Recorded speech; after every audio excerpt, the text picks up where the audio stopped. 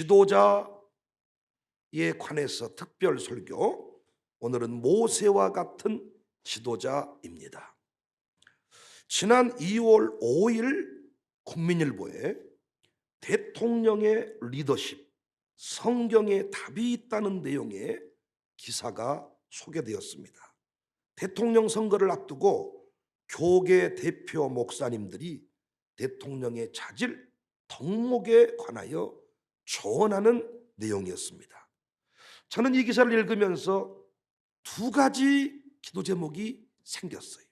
첫 번째 기도 제목은 우리 자녀들 중에서 위대한 대통령, 위대한 지도자가 세워지게 하소서.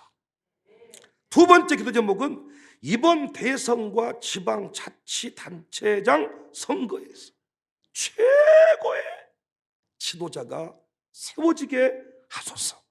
여러분 꼭 이 기도 제목 가슴에 새기시기를 바랍니다. 우리 아들 딸들 중에서 대통령이 나와야 됩니다. 할렐루야. 5대 신앙으로 무장된 대통령 생각만 해도 기분이 좋아버려. 5대 신앙으로 무장된 구청장 생각만 해도 기분이 좋아.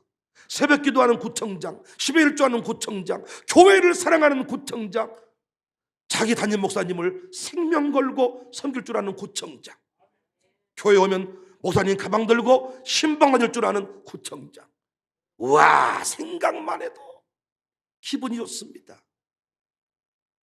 비록 우리가 이번에는 후보를 내지 못하지만은 꼭 하나님이 기뻐하시는 대통령이 세워지게 하여 주옵소서. 애장 통합 총회장을 지내신 김순곤 목사님이 대통령 지도자의 리더십으로 모세의 리더십을 강조했습니다. 모세의 리더십은 두 가지로 압축될 수 있는데, 첫 번째 강한 리더십, 강력한 리더십으로 민족을 미래지향적으로 인도했다. 두 번째 모세의 리더십은 내적인 성찰과 소명의식이 충만했다. 모세는 얼마나 백성을 사랑하고 헌신적이었는지 몰라요. 우리나라 대통령이 모세 같았으면 좋겠습니다. 저 역시 모세같이 목회를 마무리하고 싶습니다. 특별히 오늘을 살기에 급급한 사람이 아니라 가나안의 비전을 보여주고 백성과 동행하는 지도자이고 싶습니다. 모세 리더십의 핵심은 고난의 현실에서 미래의 꿈을 보여주는 리더십이었어요. 돌아보면 이스라엘 백성이 얼마나 고집불통의 사람이고 이기적인 사람이었습니까? 변화와 미래를 생각하기보다는 오늘을 살기에 급급한 사람이었습니다. 결국 우리 모두의 모습이지요. 그래서 우리에게 성령 충만한 믿음의 지도자가 필요한 거예요. 그렇다면 어떻게 모세는 멋진 지도자로 설 수 있었을까? 어느 대학에서 정치학을 공부했을까? 어떻게 이렇게 멋진 지도자로 한평생 살다 갈 수 있을까? 대통령을 배출하려고 하는 우리 교회, 구청장을 배출하고자 하는 우리 교회, 저는 이 말씀 가슴에 새겨야 된다고 생각해요. 멋진 지도자로 살 수 있는 비법, 어떻게 미래지향적인, 어떻게 내적인 성찰, 오늘의 삶에 급급하지 않고 내일을 향해 달려갈 수 있었을까? 그 원리, 그 뿌리를 히브리서 기자가 잘 정리해 주었습니다. 정확한 분석이에요. 오늘 본문은 모세가 위대한 지도자로 우뚝 서게 된 영적인 비법과 같은 거예요. 대통령 후보들이 이 말씀 가슴에 새겨야 돼요. 앞으로 우리 교회에서 배출될 대통령 후보자, 이 말씀 가슴에 새겨요.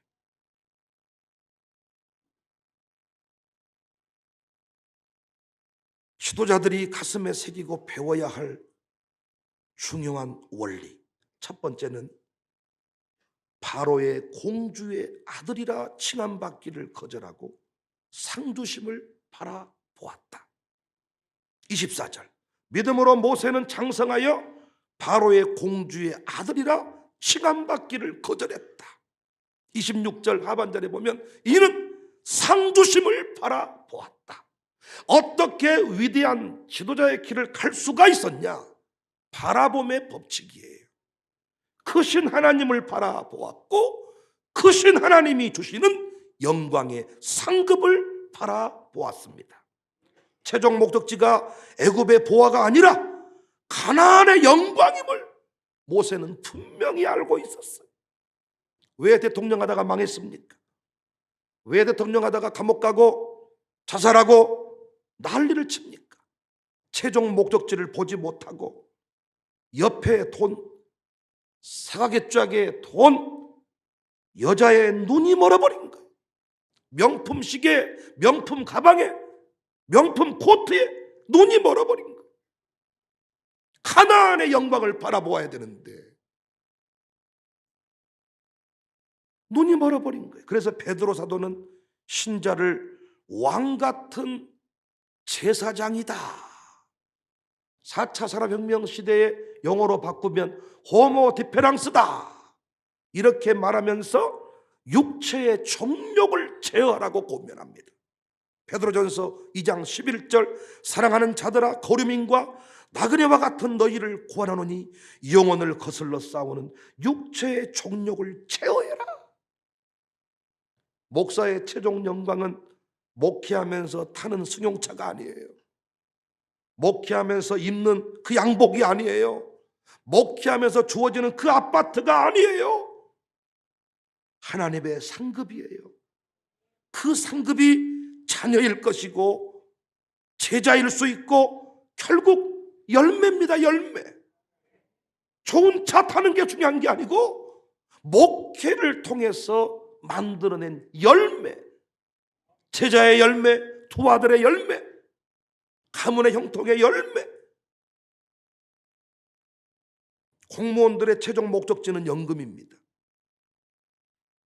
연금 못 받을까 봐서 장난이 아닙니다. 여러분, 연금에 모든 걸 다 겁니다. 때론 그 일을 위해 신앙도 버린 경우가 많아요. 그러니까 연금을 바라보고 사는 사람이 비리 공무원이 안 될 수 있습니다. 그러나 그것도 한계가 있습니다. 연금 때문에 하나님의 영광을 버리는 경우가 많더라고요. 그래서 우리는 하나님의 상급, 연금보다 더 큰, 연금과 비할 수 없는 하나님의 상급. 여러분이 연금을 아무리 많이 타도 여러분 자녀를 하나님이 안 세워주면 그 연금은 여러분 거 아닙니다. 연금 타면 뭐해? 아들이 다 가져가 버리는데. 타면 뭐해? 며느리가 다 가져가 버리는데. 아파트 하나 있으면 뭐해? 자식이 다 팔아서 가져가 버리는데. 자식은 감옥 간다는데 여러분은 멋진 아파트에 발 뻗고 주무시겠어요? 그래요? 목사가 물어보면 없어도 자식이 물어보면 있잖아요. 하나님의 영광, 하나님의 상급, 이걸 바라보자는 거예요. 대통령 하면서 누가 주는 사과개짝에 돈을 바라보지 말고 대통령 잘 감당하면 하나님이 영광의 상급을 준다는 거예요. 교회 장로의 역할, 권사의 역할을 잘 감당하면 하나님이 상급을 준다는 거예요. 여러분 장로 권사하려면 돈 많이 들어가요. 시간도 필요해요. 그 어떤 분은 그거 싫어서 안 한다 그러더라고요. 누가 시켜준다고도 안 했습니다만은 스스로 안 한다 그랬다. 자유롭게 하십시오만은 그 일들을 감당하면서 흘린 땀, 눈물, 들인 물질, 여러분의 명의 하나님은 기억하시더라고요. 영광의 상급으로 갚아주십니다. 하나님은 속지 않습니다. 공의의 하나님이십니다. 확실하게 갚아주시더라고요. 10년쯤 제가 목회 13년째 이르렀는데 10년이 지나니까 한 매듭이 만들어져. 헌신하고 주의 길을 걷는 사람 하나님이 다 갚아주시기 시작했습니다.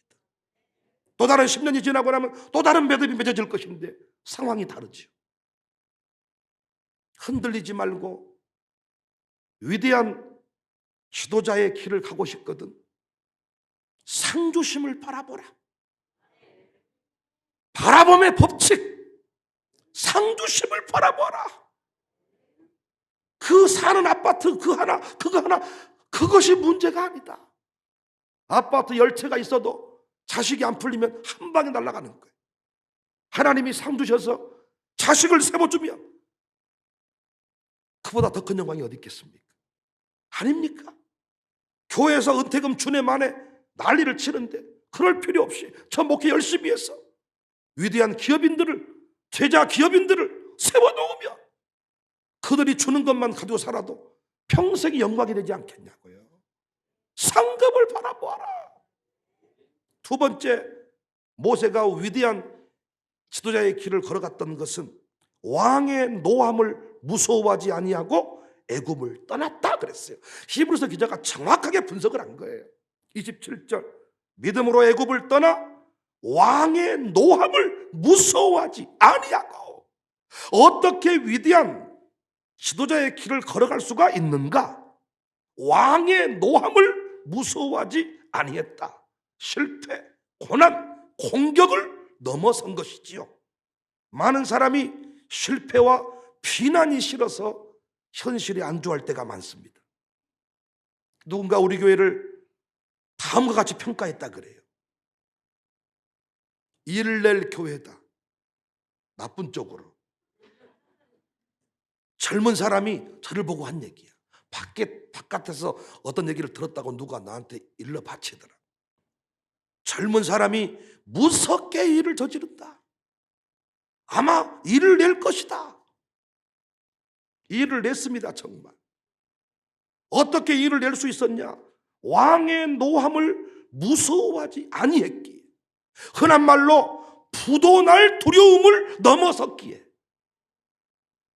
가능한 일이었습니다. 많은 사람들이 부도난다는 거예요. 그렇게 해버리면 안 된다는 거예요. 그것이 무서워서 하나님이 기뻐하시는 길을 가는 게 아니고 여전히 애굽의 길을 간다는 거예요. 코로나 시대에도 시청, 구청의 노함을 무서워 아니했습니다. 난 여러분이 제발 어떤 기업의 사장들을 그들의 노함을 무서워하지 않기를 바라요. 내가 최선을 다해 조심하지만은 네가 뭔데 예배를 드려라 마라. 흥분도 안 되세요, 여러분은? 화도 안 나세요? 그렇게 두려우세요? 네가 뭔데 교회를 가라 마라 하냔 말이야.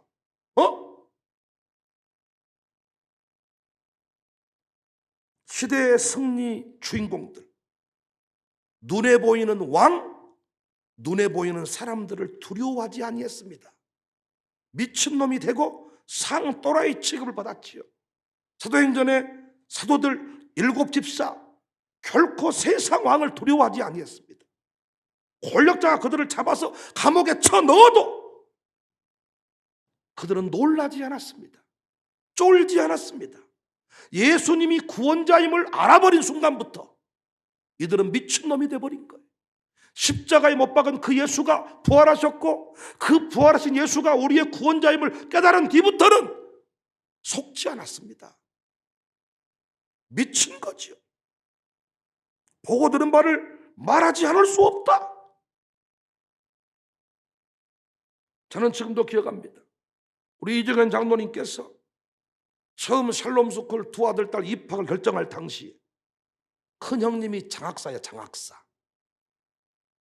지금같이 샬롬 스쿨 이름이 온 세상에 알려지는 때가 아니고 우리 교회도 빌빌대고 있고 학교를 시작하는데 학생 1명, 조카들 2사람뿐이에요. 그래서 자꾸 형님이, 장학사인 형님이, 정연아, 네 아들 딸이니까 네가 알아서 하지만은 생각 좀 해보면 안 되겠냐? 정연아, 생각 좀 해보면 안 되겠냐? 이정현 장로님이 또 꼬라지가 있거든. 형님, 내가 알아서 하겠습니다. 딱 이종현 장로님 그 스타일이 있어요. 형님, 내가 알아서 하겠습니다. 염려 마십시오. 내가 하겠습니다. 장학사 형님께서 형님 말 어지간하면 이종현 장로 아버지처럼 섬기고 거절 안 합니다. 그게 쉬운 얘기가 아니에요. 이영호 집사는 가족회의가 열렸습니다. 이단에 빠졌다. 멀쩡한 아이들 학교를 중단시켜버리고 광주로 올라갔는데 이게 무슨 일이냐. 명절 때 회의가 열려가지고 틀림없이 이단에 빠져버렸다. 그때에도 담대함이 작동을 했습니다. 염려 마십시오. 제가 알아서 하겠습니다. 혹시 그 학교가 잘못돼도 나는 내 아들, 딸 해결할 수 있는 능력이 있습니다. 건드리지 마세요. 왕을 왕으로 보니까 못 이기는 거예요. 다윗은 골리앗을 장수로 보지 않았습니다. 그냥 짐승으로 봤습니다. 어떻게 싸우려고 하자 그랬더니 아니 내가요 양을 해야 하는 곰, 사자 다 때려잡았거든요. 그러니까 골리앗을 졸지에 뭐 취급해버린 거예요? 곰, 사자. 그래서 뭘 들고 나갔어요? 돌 들고 나갔잖아요. 물맷돌 들고.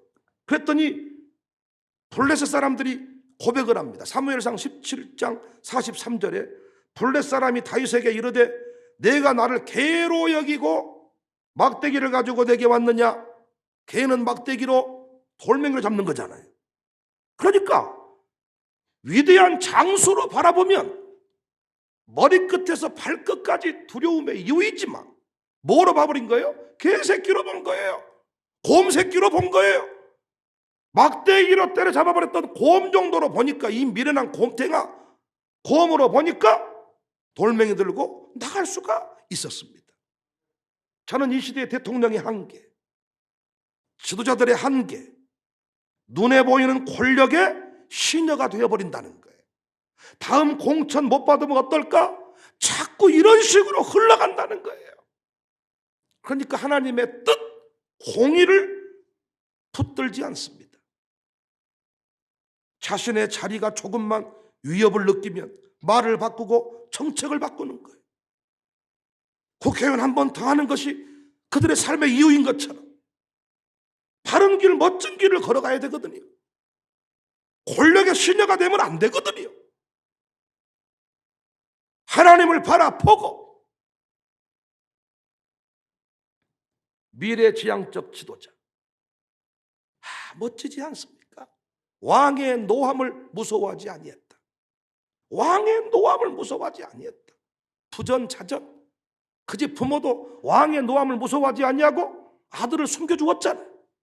아들도 왕의 노함을 무서워하지 아니하고 가자. 바로 앞에 나가 막대기 들고 나가가지고 백성을 보내주세요.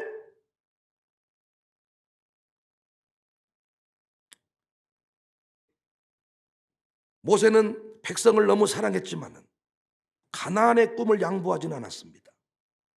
기독교육의 핵심도 마찬가지입니다. 타협이 아닙니다.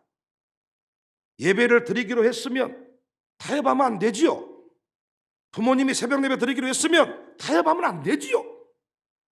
아직까지 그 아이는 이 자리에 나와야 되는지 그 왜 나와야 되는지 이유를 모르고 성질 내고 왔을지라도 기독교육의 핵심은 강압이고 주입이고 타협 없음입니다. 강력한 성령의 역사로 주도하는 것입니다. 언제 목회가 실패합니까? 사람들을 두려워할 때입니다.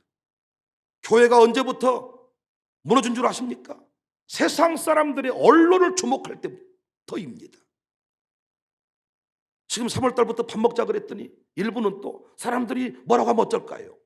아니 사람들이 뭐라고 하는 걸 왜 신경 쓰세요? 여러분 스스로가 못 먹겠으면 안 드시면 되는 것이지. 교회가 예배드리고 성찬식하고 밥 먹는 것이 뭐가 문제냔 말이에요. 자꾸 교회가 언론을 집중하고 여론이 좋지 않습니다. 언제 세상 사람들이 교회를 축복해 주는데요? 주차장 공개했더니 부창장 줍니까 우리 보고? 찹배라 그러면 성질을 내 이 싸가지 없는 새끼들이. 찹배라 그러면 여기 아파트도요 젊은 놈 새끼가 성질 내면서 아주 그냥 내가 진짜 여기 주차 관리만 하면 죽었어 나한테. 내가 안 만나니까 그렇지. 아니 주차장 공개해주면 그들이 우리 보고 뭐 칭찬한 줄 아세요? 뭘 세상 사람을 신경을 쓰냐 그 말이야. 목사가 말씀이 아닌데 말씀의 길을 이 다른 길을 가자고 하면 그때 여러분이 막아서야지. 세상이 시끄러우면 어쩔까요? 그때부터 목회는 무너진 겁니다. 왕의 노함을 무서워하는 순간 구청장이 노합니다. 정신 차립시다 목사님들이요. 문을 닫읍시다. 구청장이 무섭습니다. 구청장의 노함 앞에 벌벌 떠는 목사들. 시장이 노했습니다. 고개 숙여버려. 잘못했습니다 우리가. 뭘 잘못했어 교회가 뭘.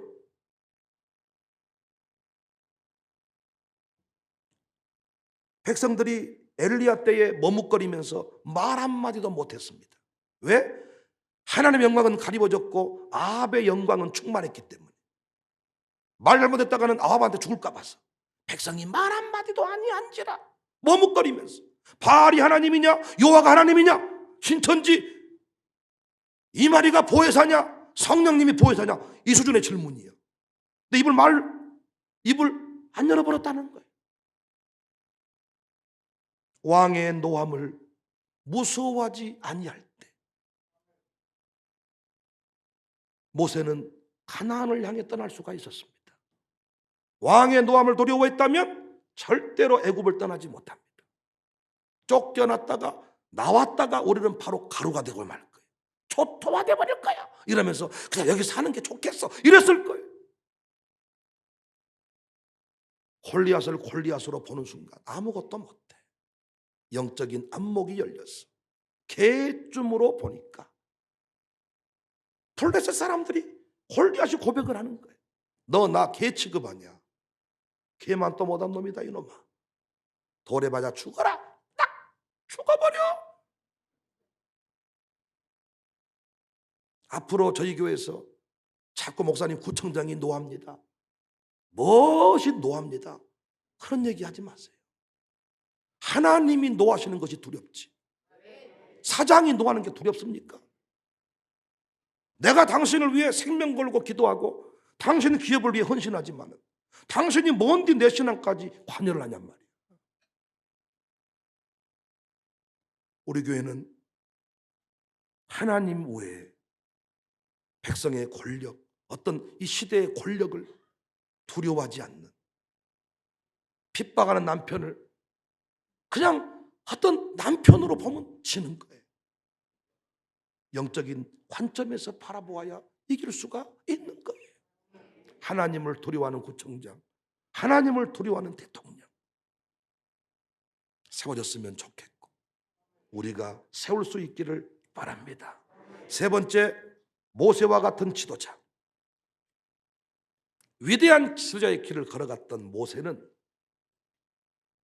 믿음으로 유월절과 피 뿌리는 애식을 정했다. 참이 감동적인 말씀이에요. 28절, 믿음으로 유월절과 피 뿌리는 애식을 정하였으니 이는 장자를 멸하는 자로 그들을 건드리지 않게 하려 한 것이며. 세 번째 위대한 지도자로 세워지는 원리는 자기 부인입니다. 자기 부인. 말씀대로 순종입니다. 여러분 보세요. 출애굽의 핵심은 문설주의 어린 양의 피였죠. 어린 양의 피였죠. 그랬죠. 그 피를 바르면 장자가 살고 그 피가 없으면 장자가 죽었어요. 이 시대에도 자꾸 구원의 확신이 없는 사람의 특징이 뭐냐? 너무 쉽게 믿었다는 거예요. 군대 가서 초코파이 때문에 세례를 받았다는 거예요. 가정의 평화를 위해서 아내가 파리채로 때린다 그래서 안 맞으려고 와서 세례 받았다는 거예요. 과연 이 세례도 유효한가? 너무 쉬워서 못 믿겠다는 거예요. 당시에 여러분 애굽의 모든 장자가 죽고 이 난리가 나는 통에도 죽고 사는 원리가 어린 양의 피. 그러니까 늘 우리 집안에 있는 그 어린 양, 아주 별본 그 어린 양을 잡아서 그 피를 바르면 산다는 거예요. 출애굽기 12장 12절 이하를 보시면 내가 그 밤에 애굽 땅에 두루다니며 사람이나 짐승을 막론하고 애굽 땅에 있는 모든 처음 난 것을 다 치고 애굽의 모든 신을 내가 심판하리라. 나는 여호와라. 내가 애굽 땅을 칠 때에 그 피가 너희가 사는 집에 있어서 너희를 위하여 표적이 될지라. 내가 피를 볼 때에 너희를 넘어가리니 재앙이 너희에게 내려 멸하지 아니한다. 하나님 말씀을 했어. 어떻게 하면 살 수 있는지를. 이때 출애굽기 12장 21절 이하를 보면 모세가 개똥입니다. 어떻게 그거 바라 삽니까? 아니 뭔가 우리가 철 대문을 만들고 뭔가 탑을 높이고 이렇게 때려 맞고 방공으로 들어가야 사는 것이지, 이렇게 말하는 게 아니고 모세가 이스라엘 모든 장로를 불러서 그들에게 이르되 너희는 나가서 너희의 가족대로 어린 양을 택하여 유월절 양으로 잡고 우슬초 묶음을 가져다가 그릇에 담은 피에 적셔서 그 피를 문인방과 좌우설주에 뿌리고 아침까지 한 사람도 자기 집 문 밖에 나가지 말고 가만히 자빠져 있어라. 출애굽기 12장 28절에 이스라엘 자손이 물러가서 그대로 행하되 여호와께서 모세와 아론에게 명령하신 대로 행하니라. 사랑하는 성도님들, 말씀이 생명입니다.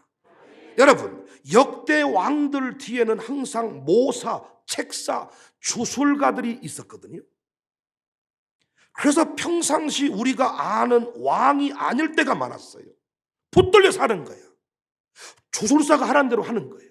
어떤 책사가, 어떤 모사가가 하라는 대로 하는 거예요. 잘못된 붙들림입니다.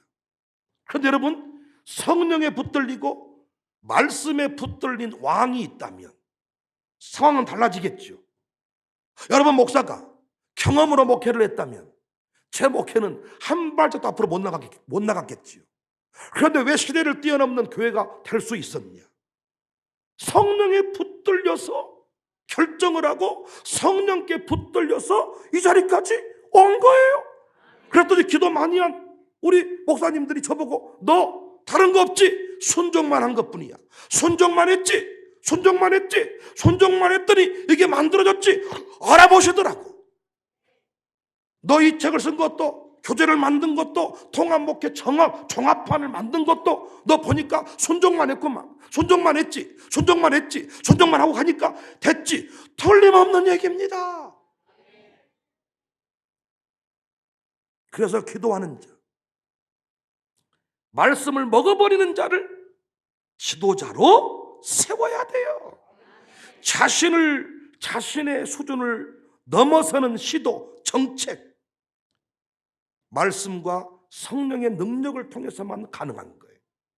가정교회의 위대한 변화를 일으키는 양육사를 보니까 자기 부인이 이루어진 자들입니다. 어떤 틀을 정해놓고 교회가 아무리 얘기해도 안 듣는 양육사는 거기까지만 가는 거예요. 이 가족교 식구들 비참해. 영적인 체험을 못해. 그런데 양육사가 자신을 비워버렸어. 원래 자기는 이런 생각을 했었는데 교회가 방침이 나왔어. 교회 방침이 모여라. 그러면 두려움이 있었지만 모이는 거야. 먹어라. 먹는 거야. 순종하고 갔더니 우와, 생각지도 못한 기적을 만나는 것이죠. 우리는 지난주 수요 예배 때 또 한 번 강력한 성령의 역사를 경험을 했어요. 지난주 수요일 밤에 모였는데 우와, 모든 분들이 저를 포함해서 모일 때 주시는 위로와 힘, 그리고 모처럼 설교 끝나고 찬송 세 곡을 불렀는데 우와, 그 찬송 가운데 거하신 하나님을 우리는 다시 만났어요. 눈이 팍 내리는 그 밤이었는데 우리는 돌아가면서 다 고백을 한 거예요. 역시 예배야. 모이니 살겠네. 모이기 전에는 죽어버릴 것 같고 뭐 난리가 날 것 같지만 나를 비우고 순종하면 나가면 피를 보고 장자가 살아난다.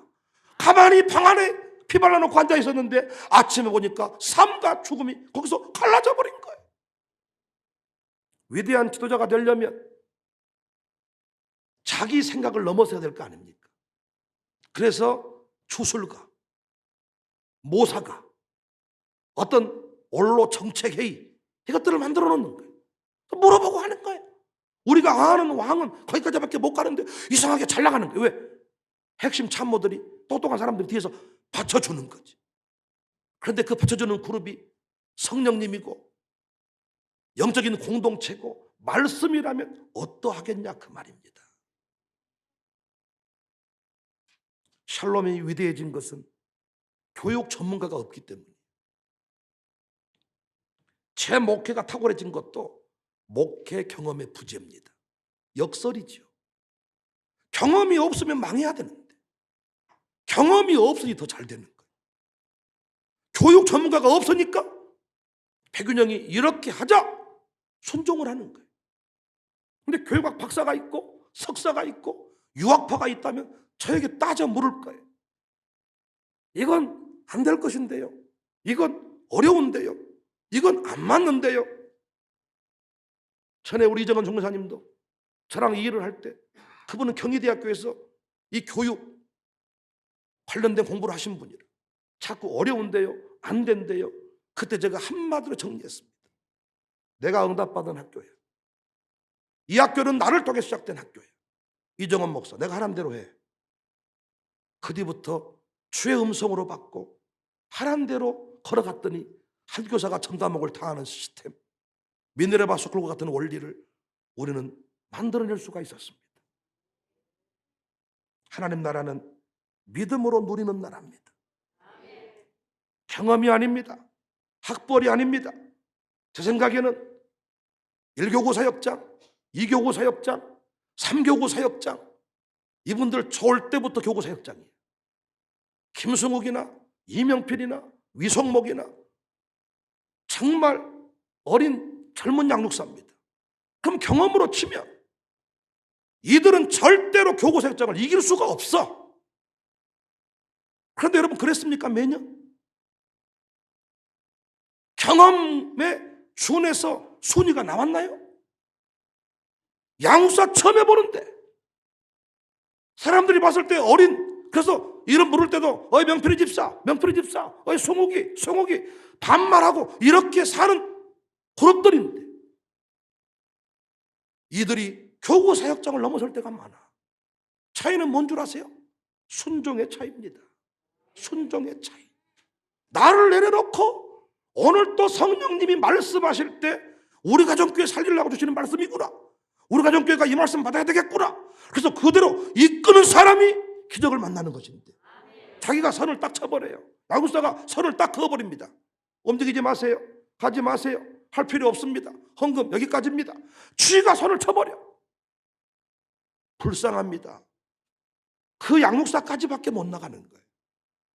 나를 비우고 그분의 인도를 받을 때 우리는 차원이 다른 세계로 나갈 수가 있는데, 모세가 어떻게 위대한 지도자가 되었냐, 어떻게 백성을 다 살렸냐. 피 발라라, 피 발랐어요. 명령대로. 이것이 믿음이었다는 거예요. 믿음으로 피 뿌린 애식을 청했다는 거예요. 믿음으로. 믿음으로 유월절과 피 뿌린 애식을 청했다. 이게 믿음이었다. 가보지 않은 길이에요. 아니 이거 한다고 어떻게 사람이 사나? 재앙에 어떻게 건진받나? 믿음으로 그 애식을 청했더니 정말 그 애식대로 살아나더라는 것입니다. 나는 대통령들이 말도 안 되는 점쟁이 말을 듣고 움직이는 것을 보면 얼마나 마음이 아픕니까? 그러나 한쪽으로는 또 이해가 됩니다. 대통령은 그래야 되거든. 차원이 다른 정책이 나와야 되고 야당 여당을 능가하는 무엇인가가 나와야 되기 때문에 그들은 불가피하게 점쟁이를 찾을 수밖에 없습니다. 그런데 새벽 기도하는 대통령, 새벽 기도하는 구청장이 나왔다고 생각을 해보세요. 그 사람은 차원이 다르죠. 5대 신앙으로 보장된 구청장, 자기 목사님을 왕처럼 섬겨. 설교할 때 아마 깨알처럼 싹 써버릴 거야. 우리 목사님 설교 안에 내 모든 정책이 다 들어있다, 써버릴 거야. 목사 존중 신앙, 그걸 가지고 기도하는 거예요. 거기서 정책 회의할 때마다, 참모들하고 회의를 할 때마다 차원이 다른, 아마 물을 거예요. 우리 청장님 빅데이터가 어디야? 어디서 저런 아이디어 뱅크가 어디야? 빅데이터의 출처는 다 찾아내버립니다.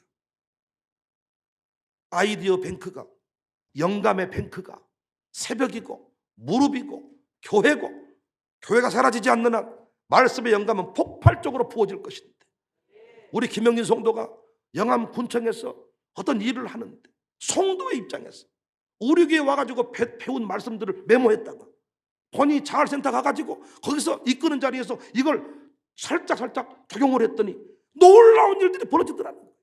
그대로 해버렸다는 거예요. 우리 교회 오기 전까지만 해도 이영우라는 사람이 너무 위대해 보였는데 와서 설교를 같이 들으니까 가정교회 영목사가 고백을 해주는 거예요. 목사님이 한 말 그대로 나한테 말해줬구나, 교회에서 다 말했구나, 이랬다는 거예요. 참 양목사의 정직한 고백이라고 생각해. 나는 당신한테 해준 말이 내가 어서 지어낸 말이 아니고 배운 얘기 그대로 해줬다. 자기들이 와서 듣고 적용을 하더라는 거예요.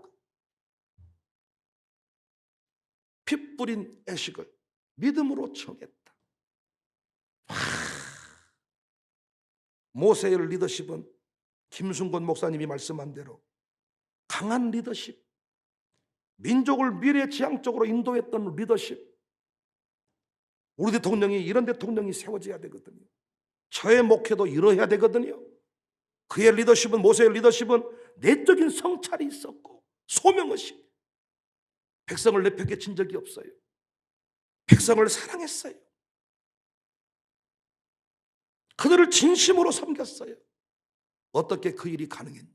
상주심을 바라봤어요. 상주심. 할렐루야. 왕의 노함을 무서워하지 않았어요. 하나님 말씀과 어긋났을 때 감히 바로를 개똥으로 취급한 거죠. 왜? 막대기 들고 간 거예요. 노인네가 막대기 들고 보내주세요. 바로가 별의별 짓을 다 합니다. 멀리 가지 말고 남자만 가고 아이는 놔두고 가고 또 짐승은 두고 가고 별짓거리다. 끝까지 모세는 타협하지 않습니다. 왕의 노함을 무서워하지 않습니다. 애굽을 떠나잖아요. 소명을 완수하잖아요. 믿음으로 피 뿌린 애식을 청하잖아요. 말씀대로 행하잖아요. 이번에 대통령 후보 여러분 꼭 투표하셔야 돼요. 대통령을 위해 꼭 기도하셔야 돼요. 이런 관점에서 모세와 같은 지도자가 있는지 살피시고, 미래를 얘기하는 사람, 과거에 매인 사람 말고 미래를 얘기하는 사람, 백성의 눈치를 볼 줄 아는 사람, 권력의 시녀가 아니라 당의 시녀가 아니라 백성이 원하는 길을 갈 수 있는 사람, 이번에 꼭 구별하셔서 찾으셔서 여러분의 한 표를 던질 수 있기를 주님의 이름으로 축복합니다. 우리 교회 안에서 이런 지도자가 꼭 세워질 수 있기를 주님의 이름으로 축복합니다. 나 주의 믿음 갖고 홀로 걸어도, 나 주의 믿음 갖고 노래 부르네. 너는 몰아치고 하늘 넘어가고, 나 주의 믿음 갖고 실망치 않네. 주는 내 친구, 진실한 친구, 세상이 다 주지하리. 몰아치고 하늘 걷고도 나 주의 믿음 갖고 실망치, 나 주의 믿음 갖고, 나 주의 믿음 갖고 홀로 걸어도, 나 주의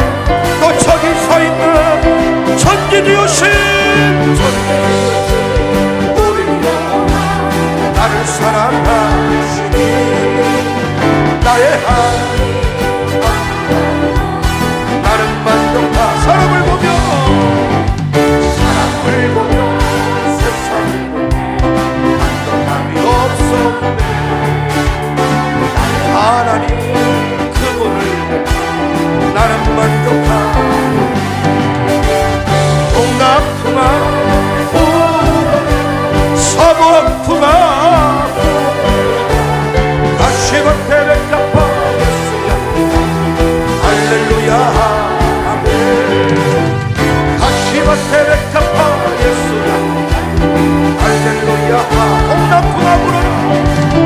겁나 부나